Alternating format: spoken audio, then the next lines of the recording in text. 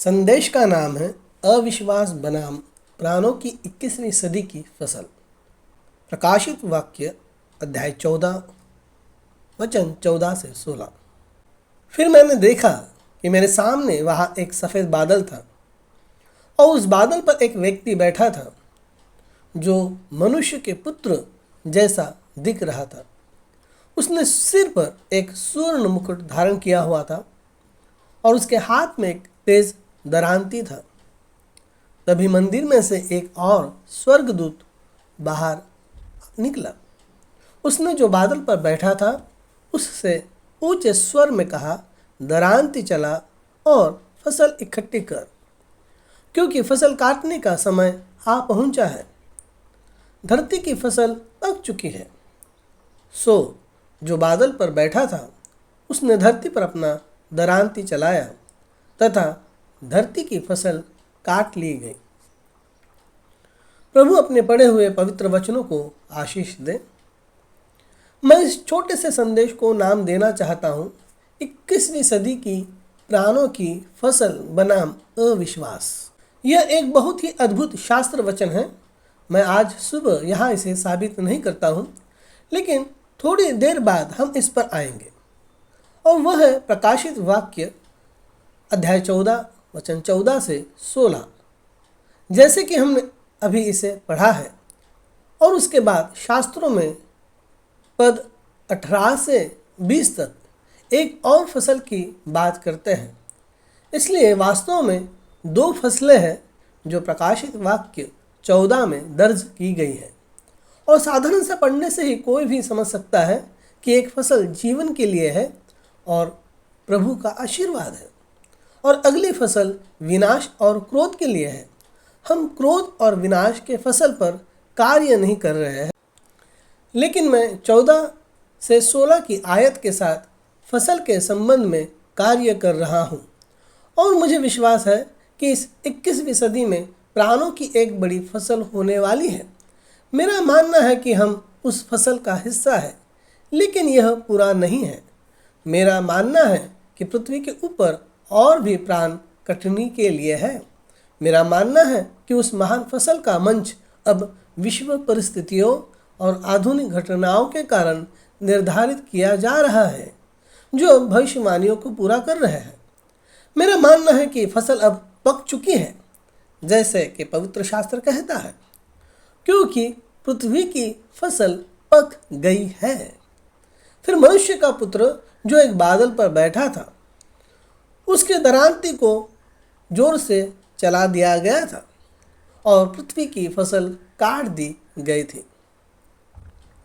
1963 में एक बहुत ही चौंकाने वाली बात हुई, और वह यह है कि एरिज़ोना के रेगिस्तान के ऊपर एक रहस्यमय बादल दिखाई दिया, जिसकी विज्ञान ने फोटो खींची और उन्होंने इसे एक रहस्यमय बादल के रूप में घोषित किया, जो जल वाष्प के माध्यम से नहीं बना था। यह पूरे आकाश में 26 मील ऊंचा और 30 मील था।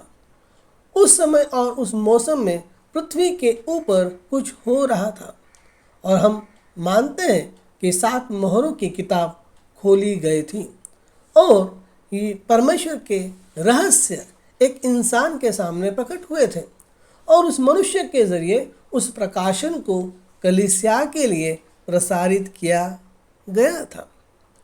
लेकिन प्रकाशित वाक्य अध्याय 14 वचन 14 से 16 के इस पवित्र शास्त्र के संबंध में मेरी बात यह है कि मेरा मानना है कि बादल मनुष्य के पुत्र का प्रतिनिधित्व करता है, और यह एक संकेत था कि उस बादल के प्रकट होने के तुरंत बाद एक महान फसल होने वाली थी। कहने की ज़रूरत नहीं है कि दुनिया को दिखाई देने के लिए बादल की तस्वीर खींची गई थी और लाइफ मैगजीन में यह प्रकट हुआ। मेरा मानना है कि बादल का इस शास्त्र वचन से कुछ संबंध था, जहां मनुष्य का पुत्र एक बादल पर बैठा था और उसे यह कहा गया, उसने दरांती को जोर से चला दिया और पृथ्वी की कटाई के लिए पकी फसल काट दी। मैं यह भी मानता हूँ कि दरांती एक साधारण घास काटने वाला चाकू या कुछ प्राकृतिक नहीं था, लेकिन मेरा मानना है कि यह एक निश्चित आध्यात्मिक औजार का प्रतीक था जिसका उपयोग प्रभु इस समय में उस फसल को काटने के लिए करेगा जो प्रकाशित वाक्य 14 में लिखा गया है। परमेश्वर को फसल के लिए एक औजार खोजना होगा, एक तेज दरांती। सुनो, हम अंत समय पर हैं और मैं इसे सम्मान और बड़े आदर के साथ कहूँगा क्योंकि पिछले कुछ मिनटों में यह आया है। देखो, मेरी राय में परमेश्वर क्या करेगा और ज़रूर करेगा, और जो वह इस अंतिम दिनों में करेगा वह है फसल के लिए एक औजार खोजना है। उसे ज़मीन पर काटने के लिए एक औजार ढूंढना है। कोई भी किसान जब अपनी फसल के लिए जाता है तो उसके पास इसे करने के लिए एक औजार होना चाहिए। निश्चित रूप से उसके पास एक तेज दरांती या कुछ और अनाज को बाहर निकालने के लिए कोई औजार होना चाहिए। और फसल पक चुकी है। परमेश्वर हमें अपने हाथों में ले लो, हमें अपने प्यार का दास बनाओ। इस पापी शापित पृथ्वी को प्राप्त करने के लिए हमें औजार के लिए उपयोग करें। हम आज में जी रहे हैं। यीशु मसीह जो कि कल, आज और हमेशा के लिए एक सा है। भविष्यवक्ता के संदेश का नाम है पौलुस मसीह का एक कैदी 1963। इसमें से ये कथन पड़ा हुआ है। यह बाद में कई संदेशों में साबित होगा, लेकिन पवित्र शास्त्र ये घोषणा कर रहा है कि मनुष्य के पुत्र और उसके दरांती द्वारा कटाई की जानी है, और उस फसल के तुरंत बाद एक और फसल कटी है, और वह है क्रोध और विनाश के लिए फसल। पवित्र शास्त्र में यह एक सीटी के रूप में स्पष्ट है। मैं तुम्हें यह साबित करना चाहता हूँ कि यह फसल अभी तक नहीं हुई है, यह अभी आना बाकी है, और मेरा दृढ़ विश्वास है कि यह फसल अभी तक नहीं हुई है, क्योंकि परमेश्वर अभी भी अपनी दरांती तैयार कर रहा है। वह दरांती 120 के जैसे है जो ऊपरी कमरे में ऊपर गए और फिर पवित्र आत्मा के एक उंडे ले जाने के साथ नीचे आए, जिन्होंने दुनिया को हिलाकर रख दिया। मसीह चर्च की स्थापना की और सैकड़ों वर्ष तक लाखों प्राणों को जीता। मुझे विश्वास है कि पिंतुकुस्त का पुनरागमन होगा। अंतिम दिन की सच्ची दुल्हन पेंतुकुस्त की शक्ति पर लौटेगी। संदेश का नाम है इफिसिया कलीसिया काल, कलीसिया किताब अध्याय 3। लेकिन परमेश्वर का धन्यवाद हो, अंतिम युग में एक समूह उठेगा, अंतिम दिन की सच्ची दुल्हन, और वह आत्मा की सुनेगी। घोर अंधकार के उस दिन में प्रकाश शुद्ध वचन से लौट आएगा और हम प्रभु यीशु मसीह का स्वागत करने के लिए पेंतुकुस्त की शक्ति पर लौट आएंगे। कलीसिया पेंतुकुस्त के समय की दुल्हन बनकर लौटेगी। संदेश का नाम है कलीसिया कालों का सारांश, कलीसिया काल पुस्तक अध्याय 10। यह युग 20वीं सदी के शुरू होने के ठीक बाद शुरू हुआ, क्योंकि यह वह युग था जिसमें सच्ची कलीसिया पेंतुकुस्त के समय की दुल्हन बनकर लौटेगी। इसलिए हम जानते हैं कि गतिशील शक्ति की वापसी अवश्य ही होगी। यीशु मसीह ने धरती पर जो प्रेरिताई कलीसिया छोड़ी थी, वैसी ही एक कलीसिया होगी। और मेरा मानना है कि पवित्र आत्मा की शक्ति और प्रदर्शन के द्वारा मार्क 16 में क्रियाशील रूप से यहाँ अंत समय में प्राणों की एक बड़ी फसल होगी, जो हमारे प्रभु यीशु मसीह की महान आज्ञा है जो उन्होंने कलीसिया को दी थी। मेरा मानना है कि प्रारंभिक कलीसिया में शुरू हुई महान आज्ञा अभी तक पृथ्वी के सबसे दूर के हिस्से और हर प्राणी तक नहीं पहुंची है, लेकिन यह पृथ्वी के सबसे दूर के हिस्से और हर प्राणी तक उसी तरह पहुंचेगी जैसे प्रारंभिक कलीसिया ने उस समय सुसमाचार को आगे बढ़ाया था। शक्ति का प्रदर्शन पृथ्वी के सबसे दूर के हिस्सों तक होना चाहिए।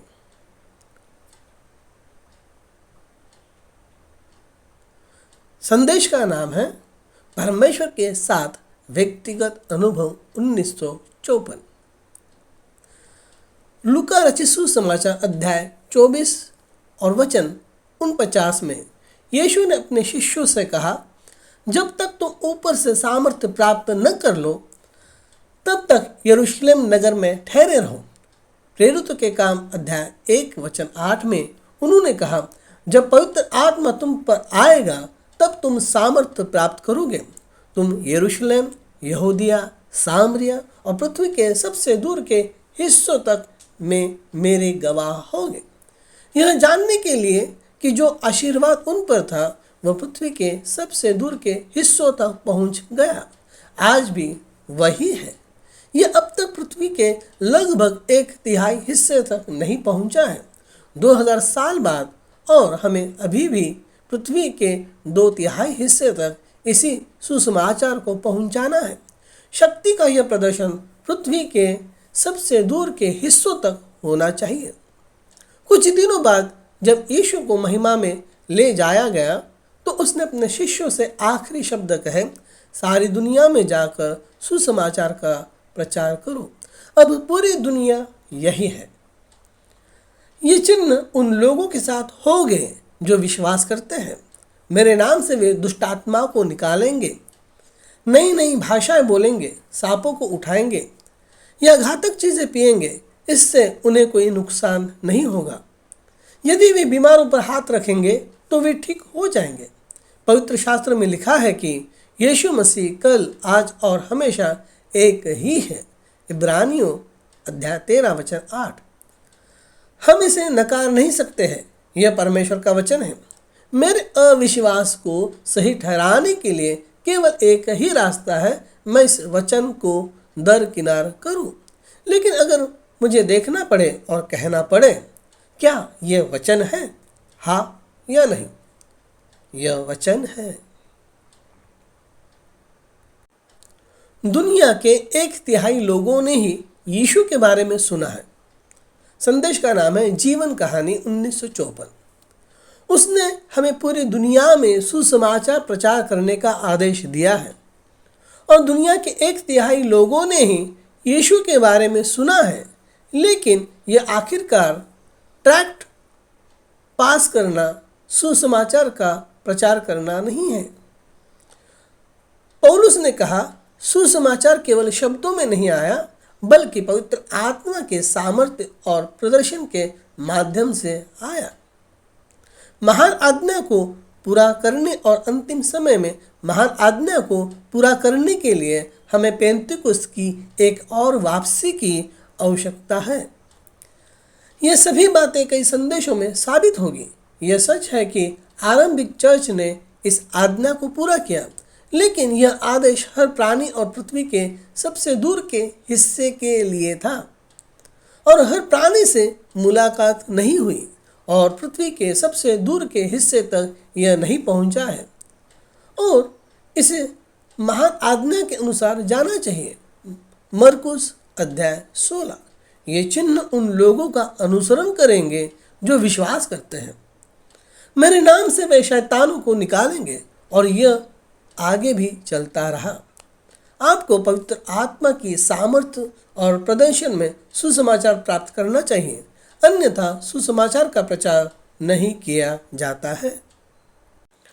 सुसमाचार न केवल शब्द में आया बल्कि शक्ति के माध्यम से। संदेश का नाम है महान आज्ञा 1957।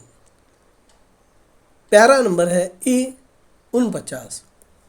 यीशु ने कहा, सारे दुनिया में ये चिन्ह उनके साथ साथ होंगे और सुसमाचार केवल शब्द में नहीं बल्कि पवित्र आत्मा के सामर्थ्य और प्रकट होने के माध्यम से आएगा।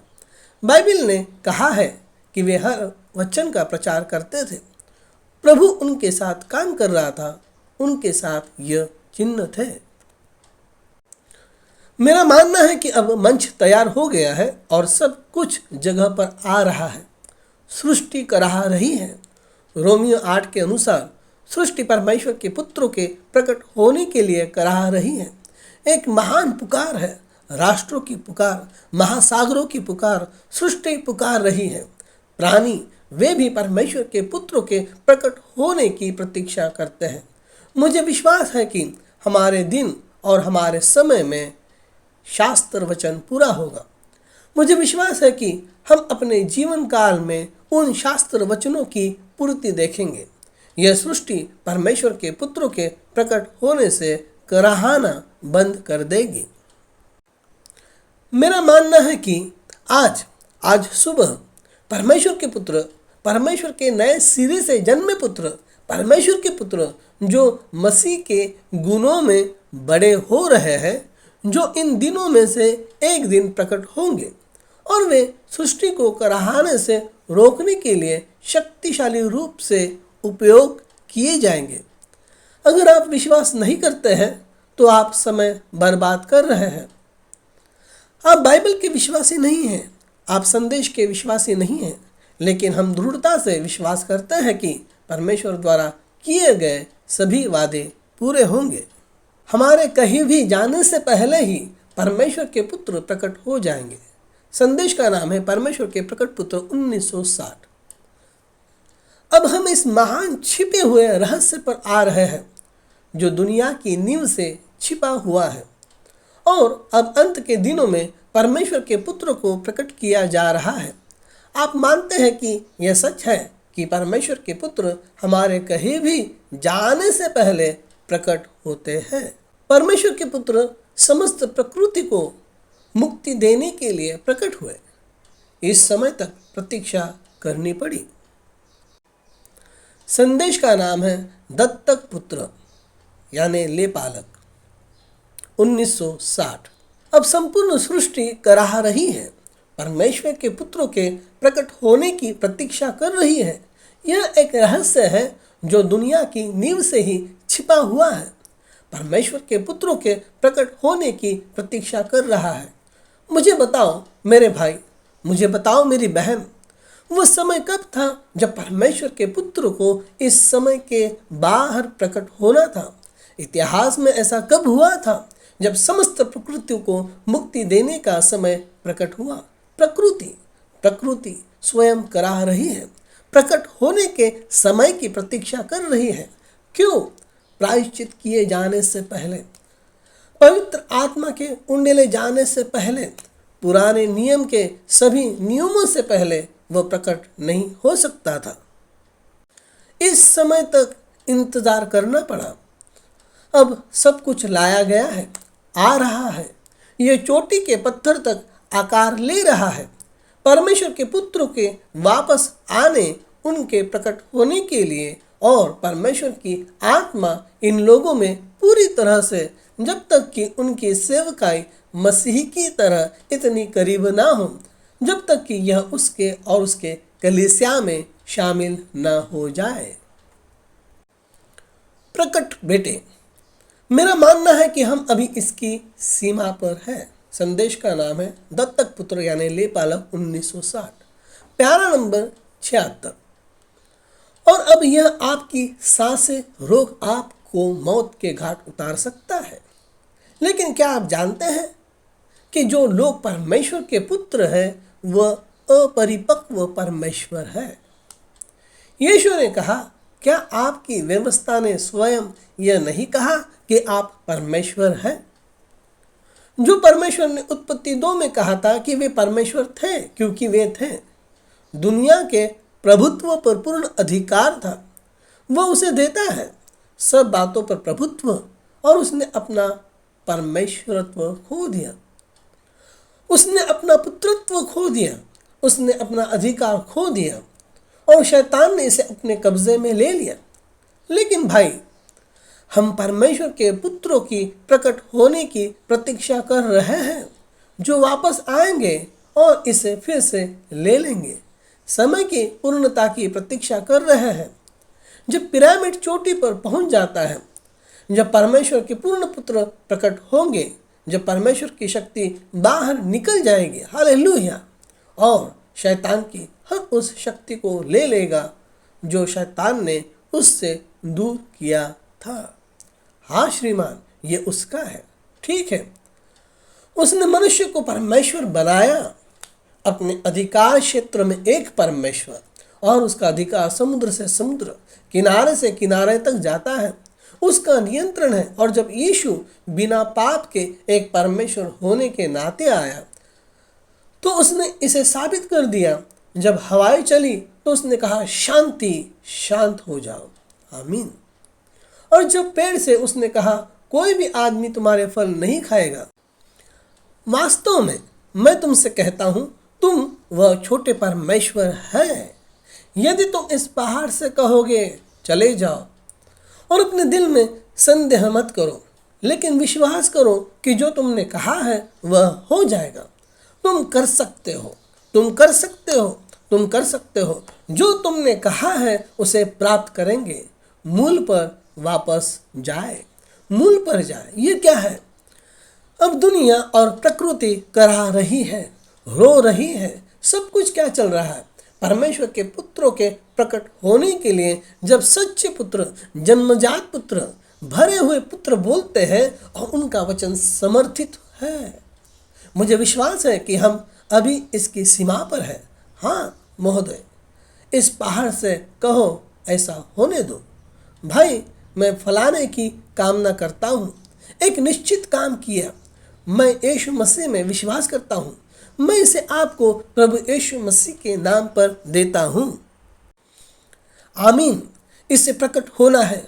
ओ भाई, मेरी फसलें इधर उधर जल रही है, मेरे पास बारिश नहीं है।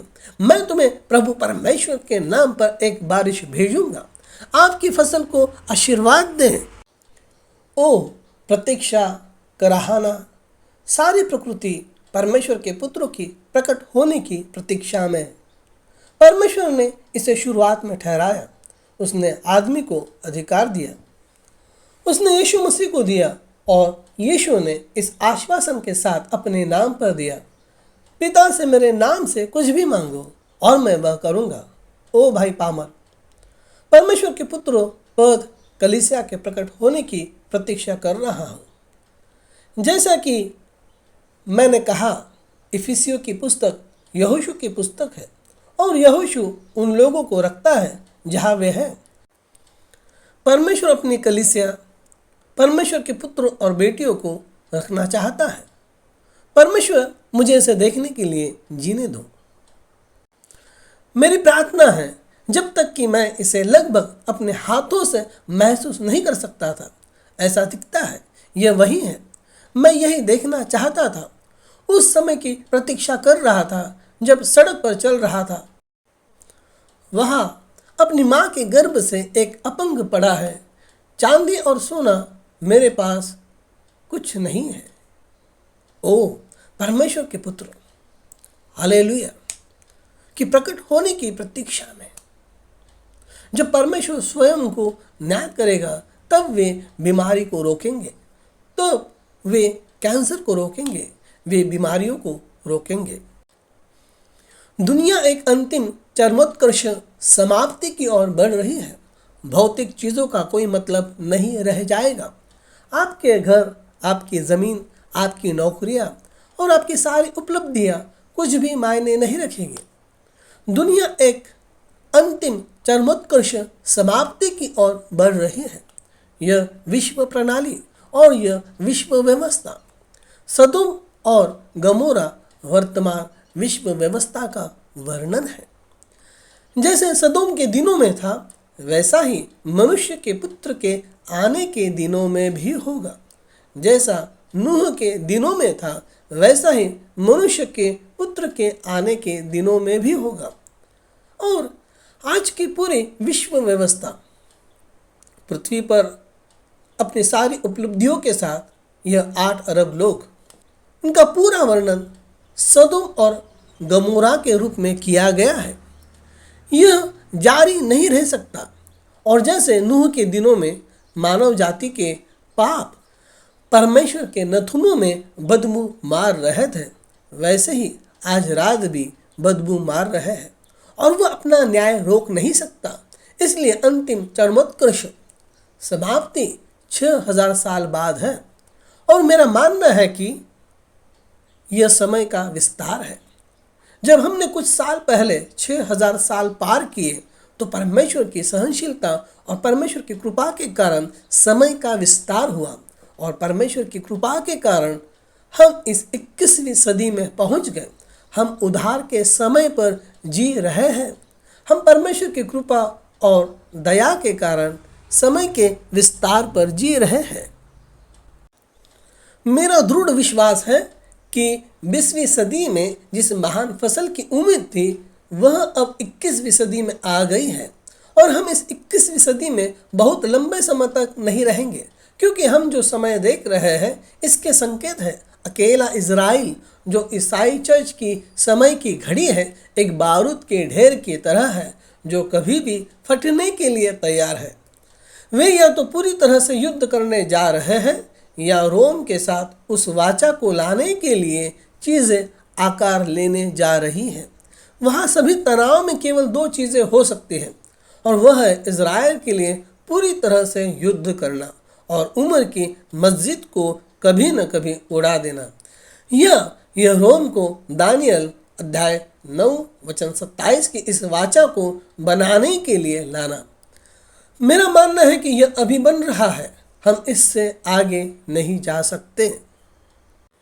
संयुक्त राज्य अमेरिका की अर्थव्यवस्था पिछले 5 वर्षों में सबसे कम है, और कुछ ऐसा जो मैंने हमेशा अमेरिका के लिए प्रत्याशित किया था वह होने लगा है। मैं अक्सर सोचता हूँ, 7वीं कलीसिया युग के संदेशवाहक को अस्वीकार करने के लिए अमेरिका की भूमि पर प्लेग कहाँ से आएगा। मेरे प्यारों, जो उनसे नहीं मिला है वह अभी तक उनसे नहीं गुजरा है। हर बार जब आप किसी भविष्यवक्ता के संदेश को अस्वीकार करते हैं तो एक प्लेग आता है, और इतिहास इसे साबित करता है। ये सभी चीज़ें बुबोनिक प्लेग से जुड़ी हो सकती है, जिसे ब्लैक डेथ कहा जाता है, और ये सभी अन्य चीज़ें। अमेरिका ने एक शक्तिशाली सेवकाई को अस्वीकार कर दिया, और वह बिना किसी बड़ी आपदा के खुशी से आगे बढ़ गया। मैं वास्तव में मानता हूँ कि ट्विन टावर्स का गिरना संयुक्त राज्य अमेरिका के लिए दुखों की शुरुआत का संकेत था। यीशु ने कहा कि जब तुम इन बातों को घटित होते देखते हो तो यह दुखों की शुरुआत है, और दुनिया अब अनुभव कर रही है और कुछ समय से अनुभव कर रही है दुखों की शुरुआत। दक्षिण अफ्रीका में 14 मिलियन लोग रोटी के लिए लाइन में खड़े हैं, और जो कुछ पूर्व में हो रहा है वह मसीह के उस शक्तिशाली सेवकाई की अस्वीकृति के कारण जल्द ही पश्चिम में होने वाला है। राष्ट्र टूट रहे हैं, इज़राइल जाग रहा है। वे संकेत जो भविष्यवक्ताओं ने भविष्यवाणी की थी, अन्य जातियों के दिन गिने जा रहे हैं, भयावहता से घिरे हुए हैं। हे बिखरे हुए लोगों, अपने घर लौट जाओ। हाँ, यह सच है।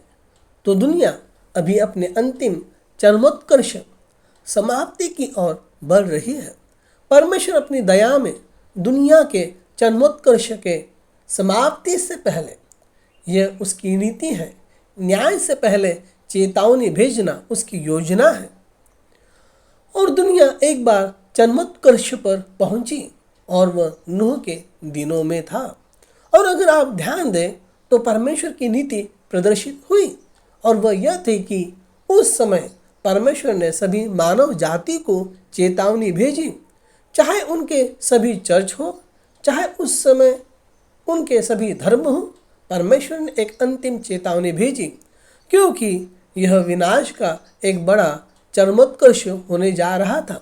वह पृथ्वी के ऊपर से मनुष्य को नष्ट करने जा रहा था। परमेश्वर सदैव चेतावनी भेजता है, और जब वह चेतावनी भेजता है तो वह अपेक्षा करता है कि उसके लोग उस चेतावनी पर ध्यान दें। जब उन्होंने इस शक्तिशाली सेवकाई को अमेरिका भेजा तो उन्होंने उनसे अपेक्षा की कि वे ध्यान दें, अपने तरीकों को सुधारें। प्रियो, उन्होंने उस संदेश को अस्वीकार कर दिया, और उन्होंने अपने सेवक के माध्यम से मसीह की उस चेतावनी को सबसे हास्यास्पद तरीके से अस्वीकार कर दिया, और वे लंबे समय तक शांति से चलते रहे। जैसे कि कुछ भी नहीं हो रहा था, लेकिन कुछ होना शुरू हो गया है। भाइयों और बहनों, जिस गंभीरता से मैंने देखा था, और वह यह है कि मेरा मानना है कि अमेरिका में विपत्तियां गिरना शुरू हो गई है। हमारे पास वह है जिसे आप नील वायरस कहते हैं। यह जानलेवा है। नील वायरस से 30 राज्य प्रभावित है। मैंने अखबारों में पढ़ा कि इससे पहले ही 18 लोगों की मौत हो चुकी है और वायरस हर जगह है। मेरा विश्वास है कि ये सब बातें हमारे लिए संकेत है।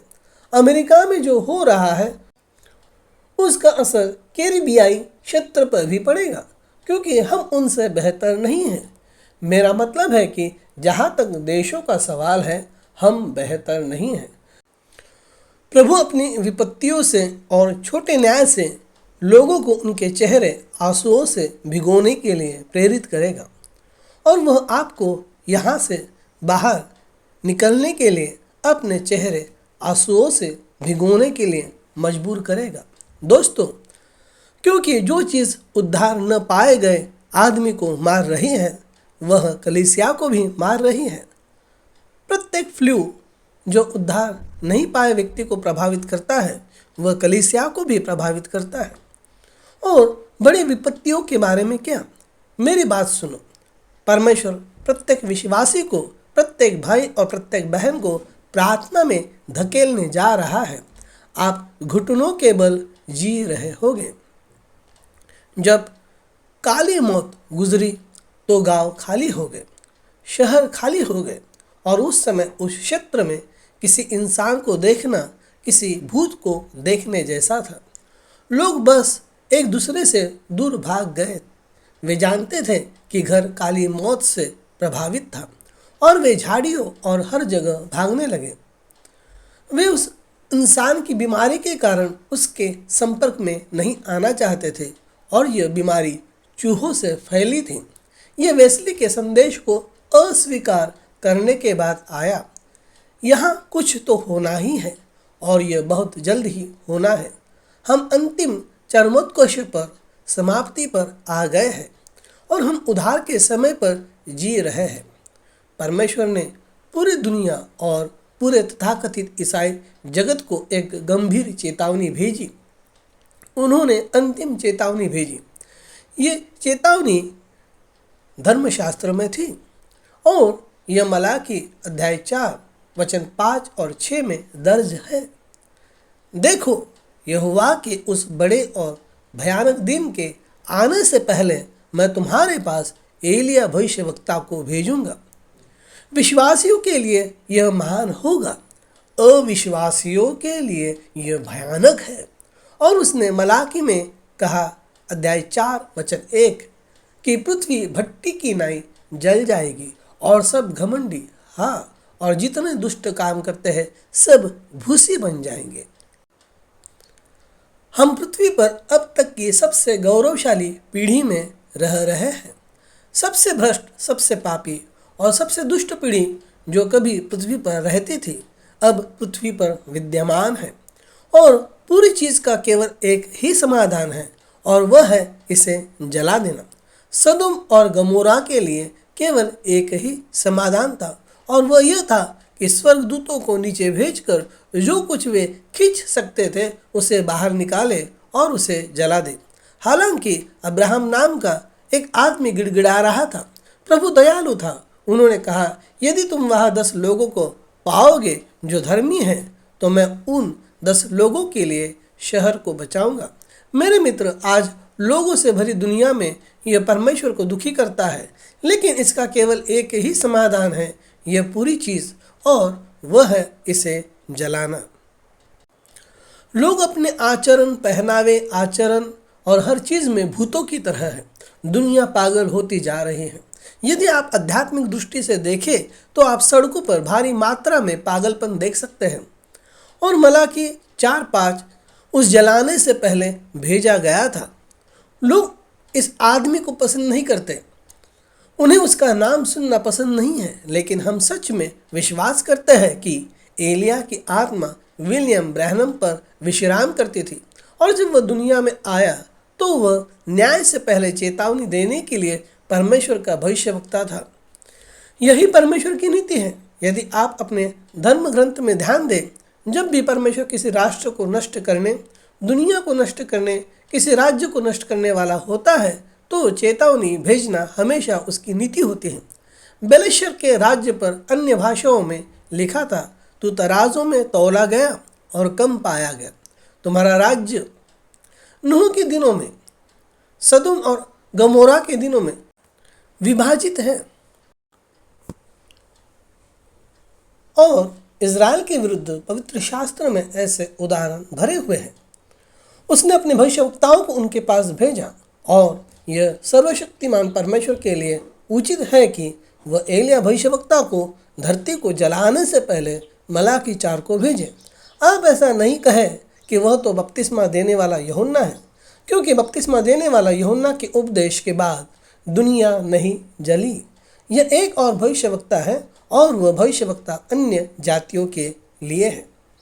एक और बात जो हम पवित्र शास्त्र में देख सकते हैं वह यह है कि जब भी परमेश्वर अपने भविष्यवक्ता को किसी राष्ट्र को जगाने या दुनिया को चेतावनी देने के लिए भेजता है, हमेशा मुट्ठी भर लोग ऐसे होते हैं जो विश्वास करते हैं, और ये बहुत शानदार है। हमारा मानना है कि हम आज उन मुट्ठी भर लोगों का हिस्सा है। यह परमेश्वर की दया है जिसने आपकी आंखें खोल दी है, आपके कान खोल दिए हैं। यह परमेश्वर की दया है जिसके कारण आपको पश्चाताप करना पड़ा। प्रभु की भलाई आपको पश्चाताप की ओर ले आई।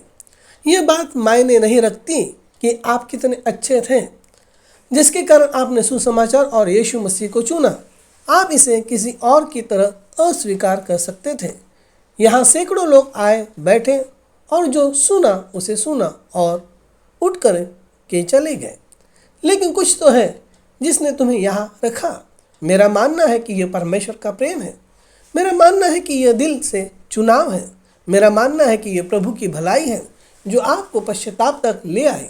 आप किसी और की तरह अपना दिल कठोर कर सकते थे और यह कह सकते थे, मैं किसी आदमी पर विश्वास नहीं करता, मुझे यीशु के बारे में बताओ। हाँ, लेकिन वह आदमी तुम्हें यीशु के बारे में बताने के लिए भेजा गया था। हाँ, आप लोगों द्वारा फैलाए गए झूठ का अनुसरण कर सकते थे। हम यह ब्रैनम नामक व्यक्ति की आराधना करते हैं। यह सबसे बड़ा झूठ है। हम केवल यीशु मसीह की आराधना करते हैं। हम विश्वास नहीं करते कि कोई व्यक्ति उद्धार करता है। वह यीशु का एक संदेश लाया, हमें केवल प्रेरिताई कलीसिया के अनुसार बपतिस्मा देने के लिए। प्रेरितों के काम अध्याय 2 वचन 38। यीशु मसीह के नाम पर महिलाओं को उपदेश देने से रोकना। पहले तिमुथियुस अध्याय 2 वचन 12 कि एक महिला को शालीनता से कपड़े पहनने चाहिए। पहले तिमुथियुस अध्याय 2 वचन 9। वो परमेश्वर एक परमेश्वर है और वह त्रिएक नहीं है। संत यूहन्ना अध्याय 4 वचन 24। सभी संगठन वापस विश्व परिषद की ओर जा रहे हैं। हाँ, रोम में। हाँ, और एक विश्व सरकार और एक विश्व चर्च होगा। हम उस संदेश पर विश्वास करते हैं क्योंकि यह संदेश प्रभु का है। हाँ, तो अब जब भी परमेश्वर पृथ्वी पर एक संदेश और एक नबी भेजता है तो कोई ना कोई हमेशा विश्वास करेगा। हाँ, नूह के दिनों में केवल 8 लोग विश्वास करते थे। कितनी दुख की बात है, एक पूरे विश्व में से उस समय अरबों लोगों के साथ। क्या आप कल्पना कर सकते हैं कि मनुष्य कितना भ्रष्ट हो गया था कि प्रभु ने कहा, इससे मुझे पश्चाताप हुआ कि मैंने मनुष्य को पृथ्वी पर बनाया है। और यदि उसने ऐसा नूह के दिनों में कहा था, मेरे मित्र, तो वह आज रात क्या कह रहा है? मुझे विश्वास है कि यह परमेश्वर के लिए दोहरा पश्चाताप है। हाँ, उसे इस बात का पश्चाताप हुआ कि उसने कभी मनुष्य को पृथ्वी पर बनाया। ओह, यह एक भयानक बात है मेरे दोस्त। हाँ, इसने सर्वशक्तिमान परमेश्वर से पश्चाताप करवाया। वह आज रात क्या कह रहा है जब वह नीचे देखता है और सारी समय लैंगिकता, सारी यौन विकृतियाँ, सारे शराबी, सारे झूठ, सारे चोर, सारे अपराधी, सारी हिंसा, सारा बहा हुआ खून देखता है। मुझे आश्चर्य है कि वह आज रात क्या कह रहा है। दोस्तों, परमेश्वर को इसे नष्ट करना ही होगा। हाँ, क्योंकि उन्होंने उसकी दया को अस्वीकार कर दिया है। जब आप दया को अस्वीकार करते हैं तो न्याय के अलावा कुछ नहीं बचता है, लेकिन उसके पास हमेशा एक अवशेष होता है जो विश्वास करेगा और हम उन लोगों का हिस्सा है। और हमारे पास दुनिया भर में अन्य भाई बहन हैं।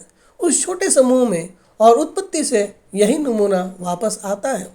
अब भाइयों और बहनों, मैं इस पर जोर दूंगा और मेरा आज का विषय है 21वीं सदी में प्राणों की कटाई बनाम अविश्वास। और आज एलिया की आत्मा से अभिषिक्त इस महान भविष्यवक्ता के आगमन पर प्राणों की एक बड़ी फसल हुई, जिनके अंत समय में यहाँ होने की भविष्यवाणी की गई थी। यह आपकी बाइबल में है। 20वीं सदी का भविष्यवक्ता और मैदान पर अन्य प्रचारक भी थे जो प्रभु के लिए कई प्राणों की कटनी को काट रहे थे।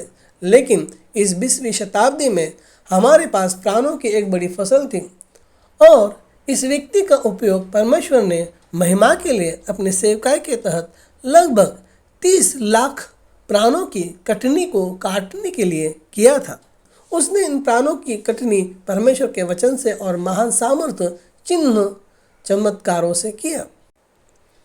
फसल, वचन और सामर्थ्य वह है जिसका हमें उपयोग करना चाहिए।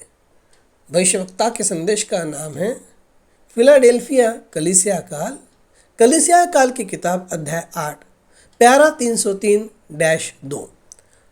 परमेश्वर ने कभी किसी आदमी से यह नहीं कहा कि वह 30 साल मेहनत करे और कुछ भी न उपजे। उसने हमें वचन और शक्ति का खुला द्वार दिया है और हमें इसका उपयोग करना चाहिए। उन्होंने मरकुस की महान आज्ञा के 16वें अध्याय को लागू किया। वो मूल की ओर वापस चला गया। मूल आज्ञा सुसमाचार को वचन और शक्ति में ले जाना था। उसने मत्ती 28 के अनुसार, मरकुस 16 के अनुसार, पहले कुरिन्थियों अध्याय 2 और वचन 1 से 5 के अनुसार और पहले थिस्सलुनीकियों अध्याय 1 वचन 5 के अनुसार सुसमाचार को वचन और शक्ति में आगे बढ़ाया। सुसमाचार हमारे पास केवल शब्द में नहीं आया, बल्कि यह वचन और शक्ति में हमारे लिए आया और उसने जगत को 7 बार हिलाया और परमेश्वर के आदर और महिमा के लिए 30 लाख प्राणों की फसल काटी। मुर्दों को जिलाया गया, अपंगों को सीधा किया गया, कैंसर दूर किया गया और हृदय के रहस्य को प्रकट किया गया, जो एक भविष्यवक्ता का चिन्ह है। परमेश्वर ने चिन्ह, चमत्कारों और अद्भुतों से अपने सेवक को दर्शाया। उन्होंने संसार में सुसमाचार का सामर्थ्य से प्रचार किया और पवित्र आत्मा का प्रदर्शन किया। अब अपनी सारी फसल काटने में परमेश्वर का यह शक्तिशाली व्यक्ति परमेश्वर के वचन को इतना जानता था कि यह समझ सके कि यही सब कुछ नहीं है। वह जानता था कि अभी खेत में बहुत अच्छी फसल पड़ी है। वह उस वचन को जानता था जिसे मैंने अभी पढ़ा था।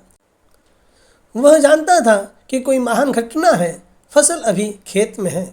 वह जानता था कि पृथ्वी पर 8 अरब लोगों में से 3 करोड़ लोग समुद्र में पानी की एक बूंद के जैसे थे।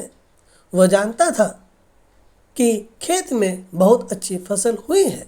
उन्हें उम्मीद थी कि वह 20वीं सदी में अपने जीवन काल में वह फसल काट लेगा, लेकिन सच तो यह है कि उन्होंने ऐसा नहीं किया।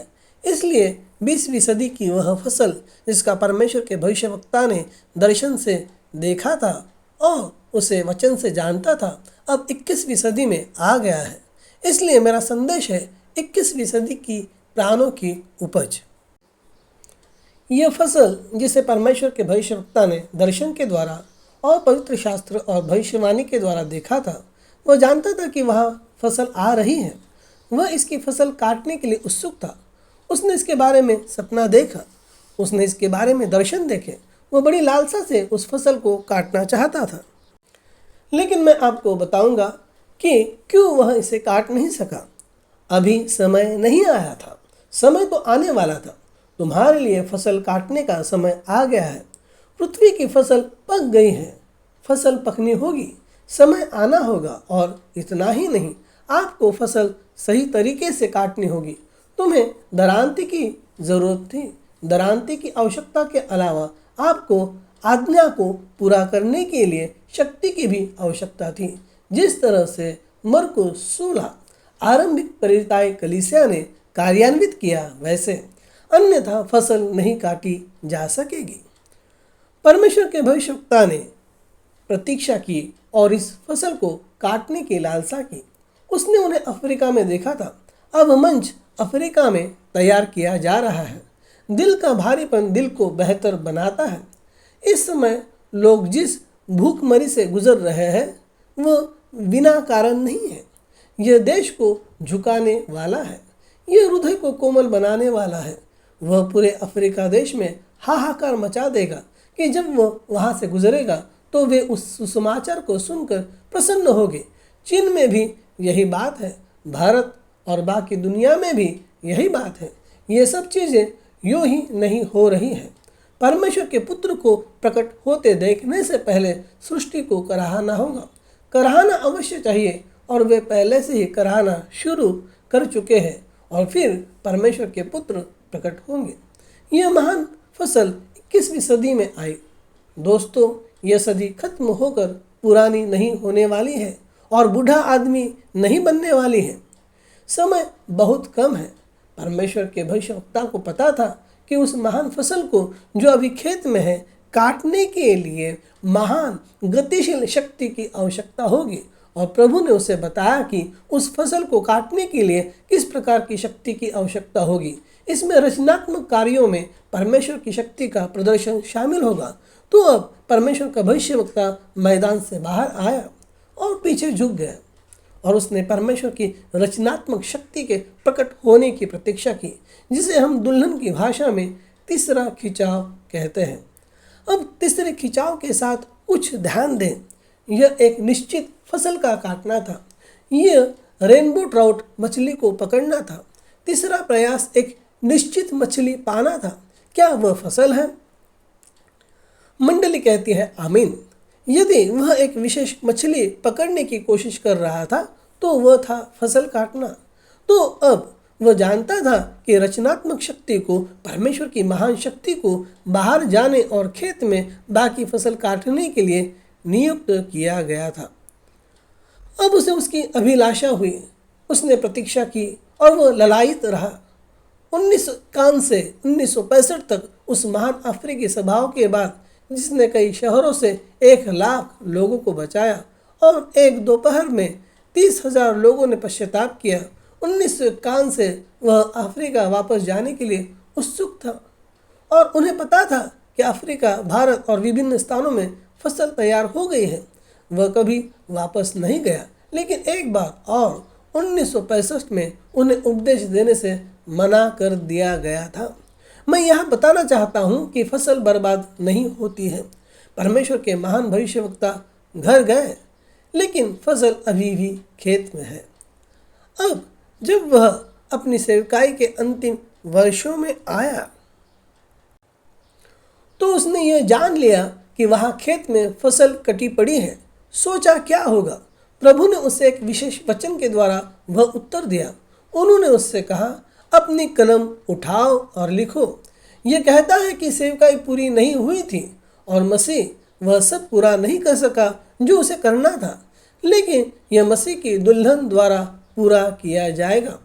वह फसल जिसकी परमेश्वर के भविष्यवक्ता को आशा थी और वह उसे काटना चाहता था, लेकिन पवित्र आत्मा ने निष्कर्ष निकाला कि यह मसीह की दुल्हन के द्वारा होगा। इतना ही नहीं, बल्कि यह फसल की वर्षा से होगा जो परमेश्वर की कलीसिया पर पवित्र आत्मा का उंडेला जाना है। वह अब उस काम को दुल्हन के माध्यम से पूरा करेगा जिसे उसने छोड़ा था। संदेश का नाम है परगमन कलीसिया काल की किताब अध्याय 5।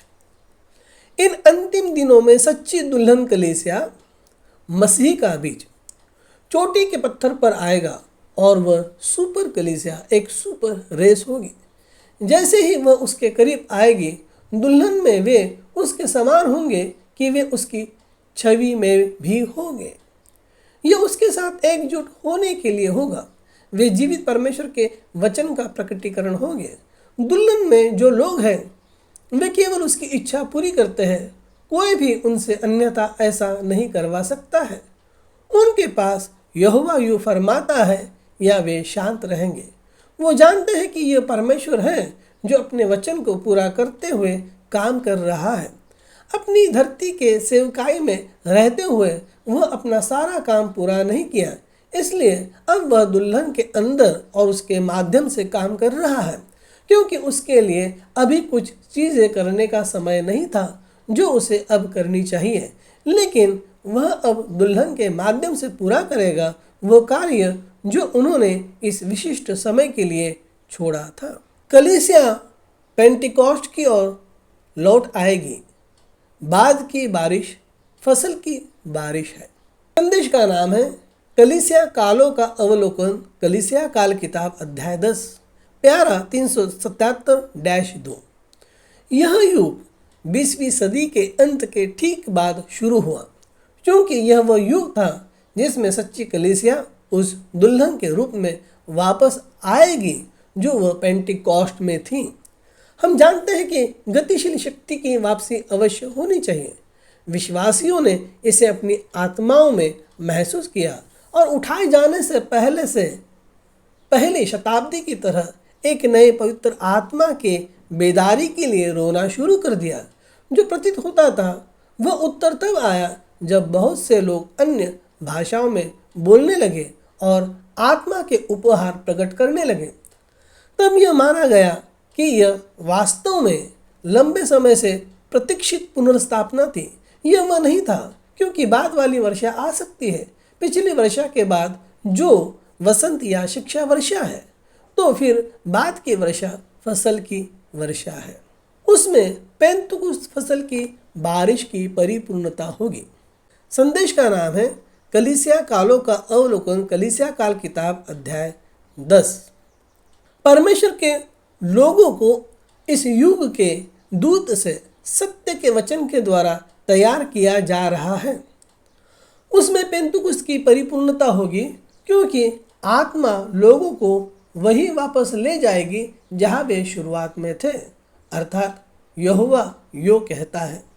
यह यहोवा यो कहता है क्योंकि योएल अध्याय 2 वचन 23 से 26 यही कहता है, वह तुम्हारे लिए वर्षा बरसाएगा, पहली वर्षा और पहले महीने की बाद की फसल की वर्षा, और मैं फिर पुनर्स्थापित करूंगा। अब यह कहता है कि परमेश्वर पुनर्स्थापित करने जा रहा है। वेस्लियन युग बहाल नहीं हुआ, पेंटिकॉस्टल युग बहाल नहीं हुआ, लेकिन परमेश्वर को पुनर्स्थापित करना होगा, क्योंकि वह अपने वचन से इनकार नहीं कर सकता है। यह कलीसिया का पुनरुत्थान नहीं है, ये पुनर्स्थापना है। परमेश्वर कलीसिया को शुरुआत के पेंटिकॉस्ट में वापस ले जाएगा। परमेश्वर एक नया कलीसिया नहीं लगाने जा रहा है, बल्कि अपने मूल रोपण को मूल बीज में वापस लाने जा रहा है। वह ऐसा कर रहा है जैसा कि वचन 23 में कहा गया है। शिक्षा या पहली बारिश द्वारा आगे फसल की बारिश या स्वर्ग उठाए जाने का विश्वास आएगा। कलीसिया को आशीर्वाद मिला और अंत समय के कलीसिया को प्रेरिताई कलीसिया की तरह अब इस फसल को काटना होगा, और यह इस 21वीं सदी में होने जा रहा है। आप कहते हैं यदि परमेश्वर ने मनुष्य को एक सेवकाई दी है तो उसे उस सेवकाई को पूरा करना होगा और कोई भी दूसरा इसे पूरा नहीं कर सकता है। मैं उस कथन का खंडन करता हूँ। यीशु ने कहा, देखो मैं तुमसे कहता हूँ, अपनी आंखें उठाकर खेतों पर दृष्टि करो, वे कटने के लिए पक चुके हैं। और यह कहावत सच है कि बोता कोई है और काटता कोई और है। मैंने तुम्हें वह फसल काटने के लिए भेजा है जिसमें तुमने कोई श्रम नहीं किया, अर्थात दूसरे मनुष्यों ने परिश्रम किया और तुम उनके परिश्रम में सम्मिलित हो गए। यूहन्ना का सुसमाचार अध्याय 4 वचन 35 से 38। मैं आपका ध्यान यूहन्ना बपतिस्मा करने वाले के कार्यों की ओर आकर्षित करना चाहता हूँ। उसने परिश्रम किया और उसने भीड़ को बुलाया। यीशु आया और परिश्रम किया और उसने एक भीड़ को बुलाया, लेकिन फिर उपदेश देने के बाद उसने कहा, फसल पक गई है। उन्होंने कहा, अभी कटाई के लिए समय है, फसल कटने के लिए तैयार हो रही है। क्या आप जानते हैं कि वह फसल काटने का लाभ किसने उठाया? क्या कोई मुझे बता सकता है? ऊपरी कमरे से वे महान आज्ञा और पवित्र आत्मा की शक्ति के साथ नीचे आए और उन्होंने उस युग में वह फसल काटी। तो जो परिश्रम यूहन्ना ने किया और जो परिश्रम यीशु ने किया, मसीह की दुल्हन ने, आरंभिक चर्च ने फसल काटी, लेकिन उसने इस महान आज्ञा और पवित्र आत्मा की शक्ति और प्रदर्शन द्वारा काटी।